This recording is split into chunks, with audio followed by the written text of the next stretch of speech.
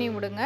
கொஞ்சம் டைம் ஆகும் அந்த குக்கி பட்டர் மிக்ஸ் ஆக. பட் நல்லா ஃபோர்க் வச்சு மிக்ஸ் பண்ணிங்கன்னா நல்லா மிக்ஸ் ஆகிடும்.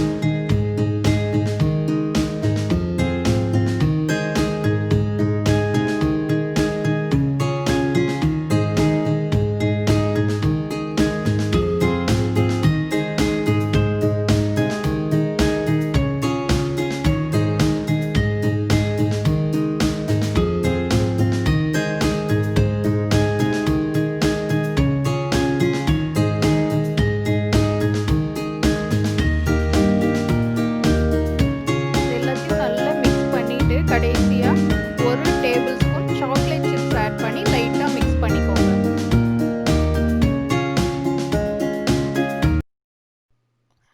மைக்ரோவேவ்ல வச்சு 1 minute 30 seconds குக் பண்ணுங்க.